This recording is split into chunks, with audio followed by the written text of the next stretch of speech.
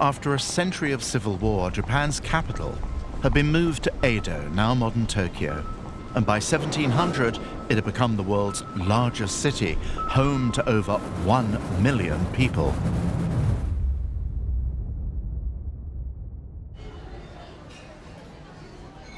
Driving the city's spectacular growth had been a new class of hard-working merchants who'd grown rich, supplying luxuries to the aristocratic elite. But in Japan's strictly hierarchical society, it was unthinkable that mere businessmen could dream of a share of power. Instead, they created a new urban culture of their own. They were a very clubbable lot. They wanted poetry, haiku reciting societies. They wanted the kabuki theater. They wanted music. They wanted comedy clubs, and they got them.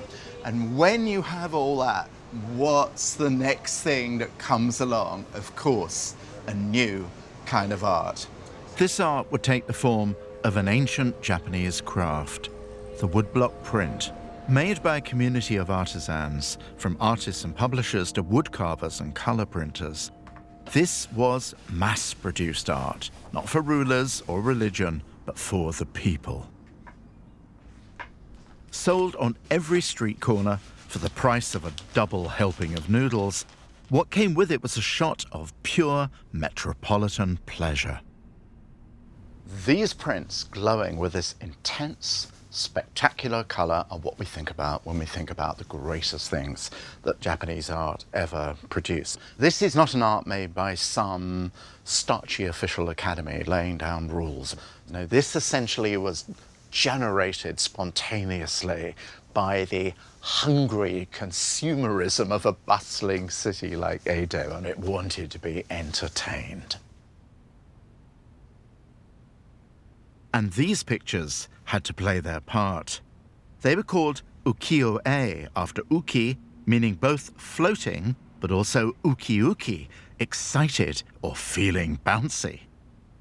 And their subjects were Edo's ukiyo, its licensed entertainment districts. Here were the stars of the kabuki stage. Here too were the city's most famous showgirls and courtesans wearing the latest fashions. These prints were like Playboy meets Vogue, and they put you in the front row of the catwalk. And then, of course, there was sex. Awaiting those who could afford it was the Yoshiwara Pleasure District, and there, ready to make the most well-heeled clients happy, were the exquisite Oiran courtesans. These women became immortalized in pornography. But it's not all hardcore. Some of the most beautiful of these images of love are very delicate and tender. Passion indicated by the curl of toes or the touch of hands or by the nape of a woman's neck. And we feel almost as though we're in the room. And that happens because of what woodcuts are. They can't model light and shade very well. But what they can do with these swooping serpentine lines, filled with this extraordinary glowing color, is make us dive right into this lovely amorous universe they present. This was an art everybody could afford that gave you pleasure. And if it's all a fantasy, so what's wrong with that? We can all use a fantasy now and then. By the 1830s, coinciding with a boom in domestic tourism, Edo's printmakers expanded their subject matter to include the most famous vistas in the Japanese landscape. The artist behind this shift was Katsushika Hokusai, who for a time at the age of 70 turned his eye almost exclusively to a single landmark.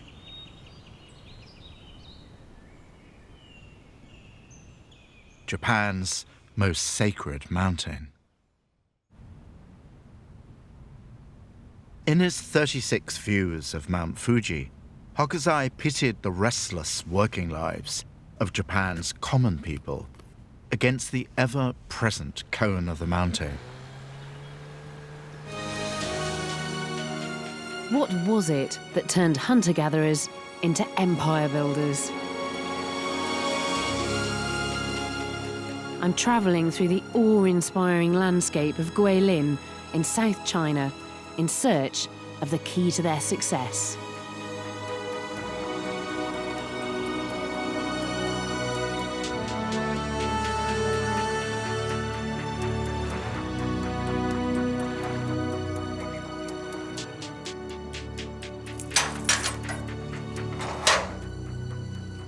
This is the Zhangpian Cave. Excavations here tell us it was once lived in by hunter-gatherers. And in 2001, a wonderful discovery was made.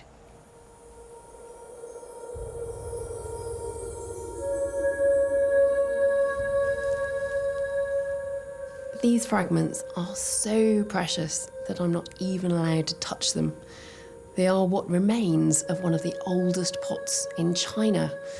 In fact, one of the oldest pots in the world.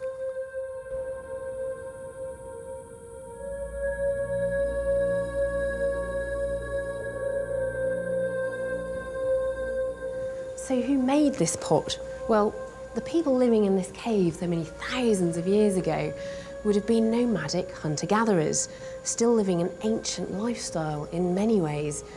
But those insignificant-looking, crude pieces of pot mark a great technological leap forward.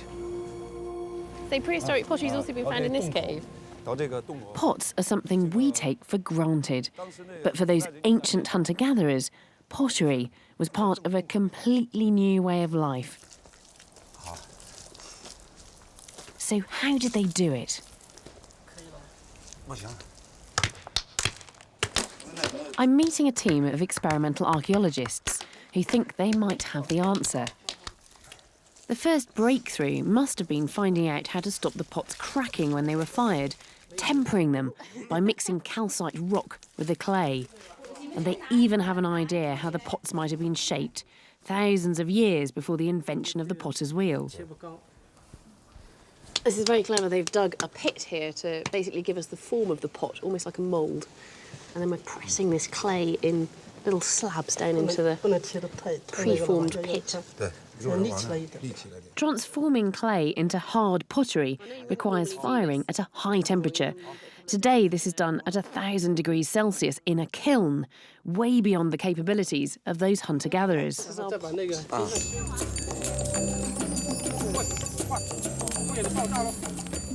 They would have had open fires, which only produce temperatures of about 250 degrees. I'm quite doubtful this is going to be enough.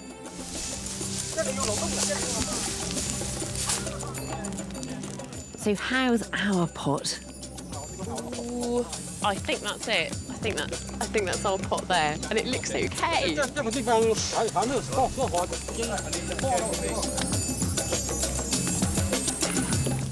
Fantastic. There are many different theories about why the Chinese hunter-gatherers might have started making pots. Some people say it was a symbol of prestige, but the Chinese archaeologists think that the explanation is much more simple: cooking. Pots meant that a wider range of food could be cooked and stored, vital in hard times. And by 9,000 years ago, there was another innovation: farming. One of the things that those early Chinese potters would have been eating was wild rice. Now, it certainly wouldn't have been the main source of food because it was hard to collect and actually didn't give much energy in return.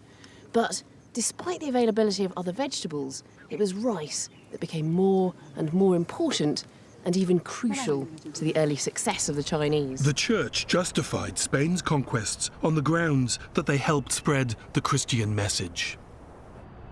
But while the Inquisition ruthlessly defended the purity of the Catholic faith, the exchange of ideas and influences was unstoppable. Spain's aggressive exporting of her culture and her faith to other parts of the world didn't render her immune to the inflow of cultural influences from abroad. Here in Toledo, the spiritual heart of the Spanish church, cultures met and mixed, and in doing so, some of the very greatest European art of all time was created. It was the work of a visionary, a man whose style and intensity was centuries ahead of its time. He'd been born in Crete as Dominikos Theotokopoulos, but he was known here in Spain as El Greco, the Greek. El Greco brought to Spain the traditions of Greek Orthodox art, as well as the strange distortions of Italian mannerism. But his great achievement was combining those influences in a way that expressed the fanatical intensity of the religious culture of 16th century Toledo. In 1596, he began work on a dramatic view of the city. It's starkly lit beneath a stormy sky. A vision of a holy citadel where God's authority was made manifest through the Spanish church. Rising up from the skyline is the spire of Toledo Cathedral. It was for this cathedral that El Greco painted one of his greatest masterpieces.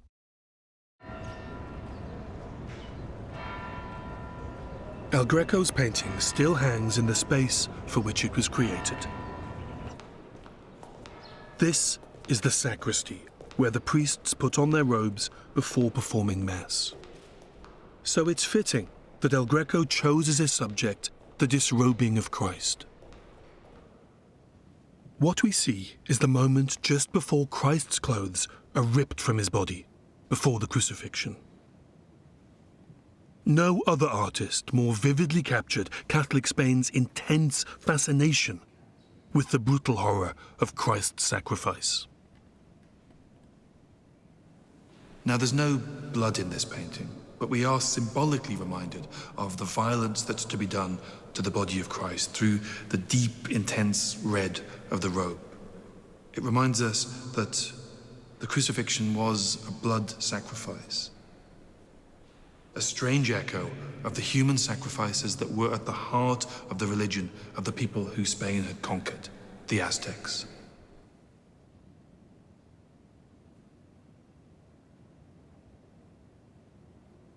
El Greco made Christ's blood sacrifice explicit when he painted his battered, distorted body hanging on the cross.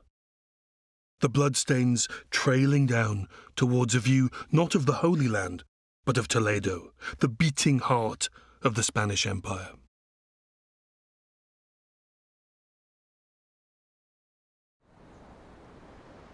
But Spain's conquests in the New World were not the norm in the 16th century. They were, in a sense, the exception. When European explorers first reached the shores of more powerful empires, like India and China, they initially found themselves marginal players.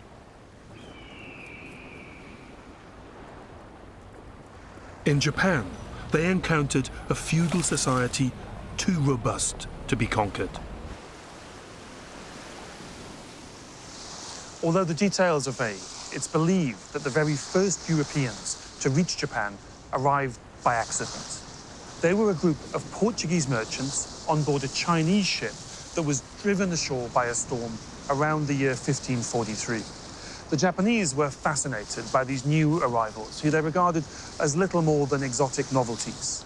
But within just a few years, the Portuguese began to arrive in these waters in their own ships. And from the very beginning, it was obvious to them that the Japanese were not a people who they could treat the way the Spanish had treated the Aztecs. Japan was extremely wealthy. She had an enormous population, a highly sophisticated culture, and militarily, she was a formidable power. This was not a country in which Europeans could even dream of being conquistadors. So the Portuguese instead became Japan's trading partners. St. Petersburg, the former imperial capital of Russia.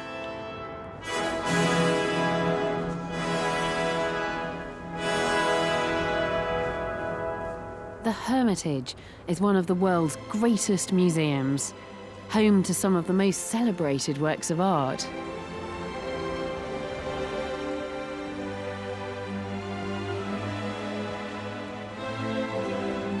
But there's something else here too. It's not on display, but it's every bit as precious. Here in the storerooms are a few objects that could unlock the secrets of those Siberian families struggling in the depths of the Ice Age. What is really striking about these objects from the height of the last Ice Age is that they're found in just a few places in the south of Siberia, which is interesting because it suggests that as the climate worsened, these prehistoric people retreated into refuges where it still would have been very cold, but they would have been just able to survive. People vanished from the frozen wastes of northern Siberia. To the south, one of the refuges they gathered in is now called Maltar. So can the few remains found here tell us anything about what happened? Just look at these tiny blades from the Ice Age. They are unusually small, and the archaeologists think this is because the appalling cold made it difficult to reach the quarries. So the stone itself was such a precious resource that they were using it to its utmost, getting as many blades as they could out of it. So the blades themselves got smaller and smaller. And something extraordinary was happening during this period. In spite of that struggle for survival, there was a blossoming of art. Now, we may never know the meaning of this beautiful pair of swans to the people that made them, but archaeologists have suggested that they might be hunting charms, that when the first swans flew, the first deer would appear, and it was the beginning of the spring hunting season. And how they must have longed for spring. Many of the objects in this collection are mysterious. This unique plate is made from mammoth ivory. Some have suggested it's a map showing the physical and spiritual worlds, with a connection between them symbolised by a hole in the middle.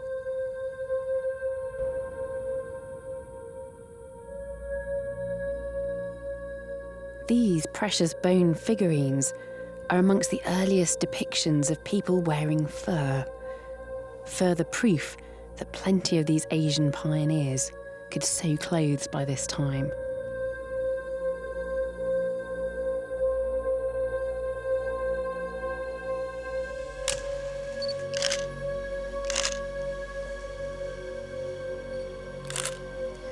And finally, there are these delicate and beautiful little statues of women, and some of them are pierced, so they may have been worn as pendants, perhaps amulets.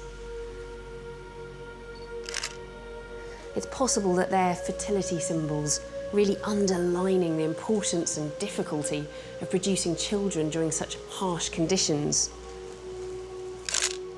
And in fact, some archaeologists see this entire, very beautiful collection as a cry to the spirits in a time of stress and struggle. But they may not have survived at all had it not been for this.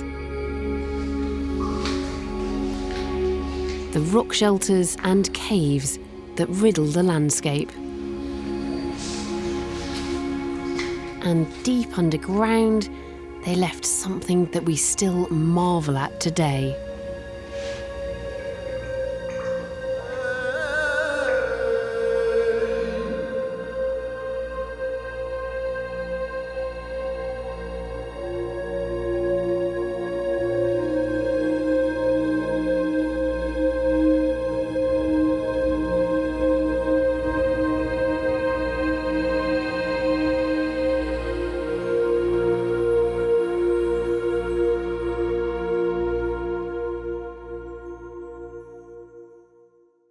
I'm in a cave called Peshmerl, which is stunningly beautiful naturally, but look at this. This is real artistic expression, something that defines us and sets us apart as a species. And Peshmerl is unusual because artists were coming here to paint these images both before and after the peak of the last Ice Age, generations of them returning to the cave as the world outside froze over. This is a very beautiful image, and it uses the contours of the rock. The horse's back sort of curves along a bulge in the rock, and there's an echo of the horse's head on this right side there. And it's obviously a very stylised horse as well. And I love the way those spots carry on into the background, as though the horse is sort of camouflaged against the rock. And there's a hand placed against the rock just above the horse's back. I mean, that is amazing, isn't it? That's an Ice Age hand.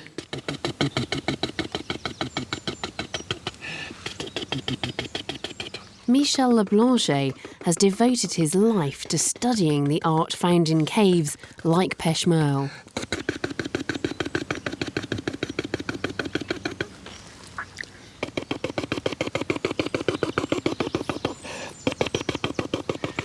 I naively imagined that you'd just take a mouthful of charcoal, a bit of water, and just spit it at the wall, and that would be it. But of course, all that would happen would be that the mess would run down the wall and obscure the stencil that you were trying to do. So you have to do it like this, using an almost dry mouth and just building it up very gradually with a fine spray.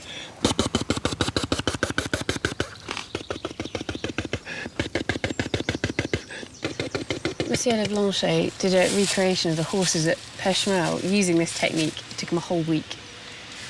Is it finished? Yes. Is it finished? Yes, that's right. But what drove these people, struggling just to survive, to paint? The vast majority of these images seem to be animals. There don't seem to be many representations of humans. No, that's true. They are mainly animal figures. And for them, of course, animals were not only game, but also spirits, symbolic. So the animal figures are, in fact, symbolic figures. And going into Peshmerl, I mean, it's such a beautiful cave with all the stalactites hanging down. And yes. it does feel as though it was, I don't know, almost a temple. Yes, that's right. It is a natural temple, if you like. They are sacred sites. They are not painting just for fun. By painting a cave and having a sanctuary, it is a way for them to say, here is our sacred place. A painted cave is a symbolic of the whole tribe. Being bound together in this way may have helped our ancestors survive the kind of climate change that only haunts our imaginations today. As landscape painting came off the walls, it turned its back on the bucolic dream world. And it happened in a place which couldn't be more different from the glowing, sunlit stone of the villas of the Veneto. It was in the 1500s in the dark, primeval forests of Bavaria in southern Germany that European landscape art really came into its own. Albrecht Altdorfer was a painter who'd spent his career depicting religious scenes, albeit one strangled in greenery. But the undergrowth began to take over until Altdorfer made nature itself, by itself, the whole story. It may seem a bit over the top to describe this scrappy, tiny, sketchy little thing as constituting a revolution in art, but you know, that's pretty much what it is. Because with this little painting, the landscape suddenly happens, by which I mean landscape, the word, stops being a description of background, of setting, and becomes the work of art itself. What is that revolution? Well, what Altdorfer has done is something extraordinary. He's removed from the picture any semblance of a story, any kind of characters. Yes, there is one little fellow here which gives this watercolour painting its title, Woodcutter. And if you look very, very closely, he's on lunch break. He's got a jug of something. It's the German word, it's got to be beer, I would think, and he's laid his axe down. If you look really carefully, he's got a devastating pair of scarlet stockings on there, but he's not really the kind of character you expect when you see landscape as background. There, the characters are full and frontal. There is, of course, a heroic character in this painting, a monster, a giant, and it is the tree itself, dwarfing the little figure sitting at its base. And doesn't that tree remind you of someone else? Of the twisted torso of the crucified Christ on his wooden cross, arms outstretched. What we've got here, in effect, is a disguised religious picture, and I think there's a reason for the disguise. Altdorfer is actually in a sticky position. He was living in a Catholic town at the beginnings of the eruption that was the Protestant Reformation. He'd been involved in organizing town ceremonies and pilgrimages, and part of the force of Protestantism was about the so-called idolatry of images.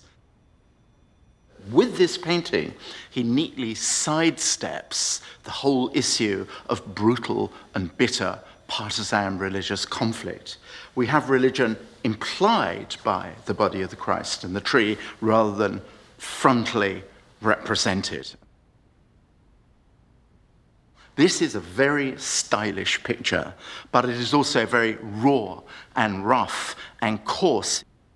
It's almost at times as if he painted it with a pointed, sharpened twig. There is a kind of slashed, cut element to some of the details, over which the paint drips and hangs when it describes these leaves. This is a portable thing. It's not stuck in a church like an altarpiece. It's not stuck on a wall like a fresco. You can own this, you can carry it around. A new kind of art is born here, and Altdorfer knows that very well. When Altdorfer used woodcuts to reproduce his paintings, the audience for landscape art dramatically increased. And what his audiences were buying into were landscapes loaded with symbolism. The sacred tree, the Gothic wood. Mostly, though, they were devoid of human beings. Deep inside a cave, rudimentary marks have bloomed and multiplied. Red circles. There are no brushes, no sticks to lay on this paint. They are all applied orally, colour swilled in the mouth with saliva and blown directly onto the rock.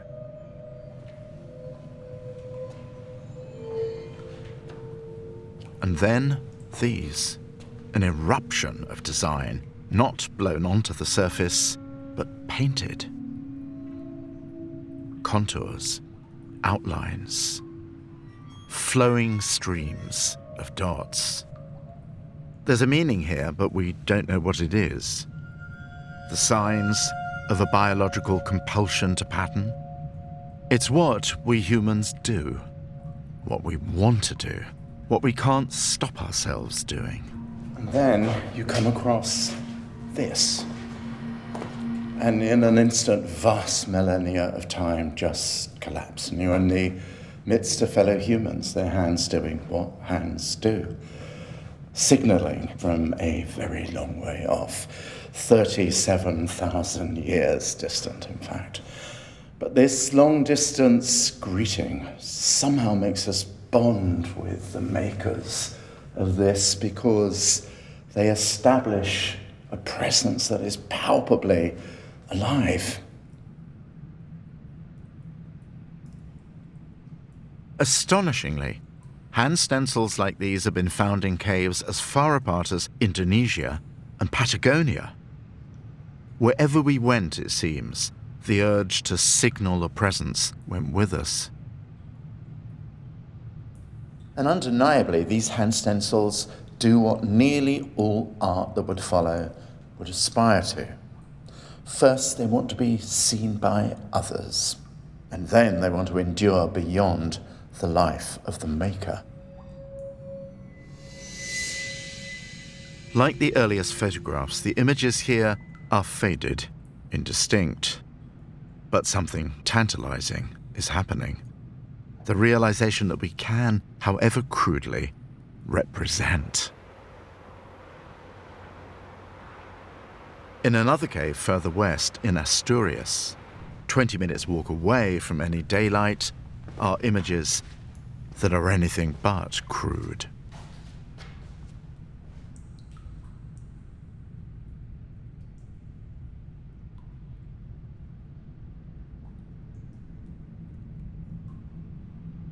This was a doubling of the world, a life copy, and executed with startling precision of drawing technique. They even understood modeling, anatomical features following the rock wall surface of the cave. And there were many colors, not just the ubiquitous red ochre, but violets and blacks, and all those techniques seem to have been there from the beginning, tens of thousands of years ago. When you think about this technique, your head just spins because it has to have been, above all, a memory exercise. They would have had to fix in their mind exact anatomical details and then transpose them here on the surface of the cave. And yet, when all that was done, they managed to preserve miraculously this animal vitality. This is truly one of the great marvels of the suddenly expanded human mind. But as the number of painted caves discovered grew, it became clear that art and music came into the world together, for musical instruments were found. Animal horns, flutes made from the bones of vultures, and even more hauntingly, bull roarers, a piece of wood tied to a rope spun round the head that makes this strange whooping sound. Recent experiments with these instruments have suggested that the proximity of painting and music was not accidental, that they were connected elements in sacred rituals.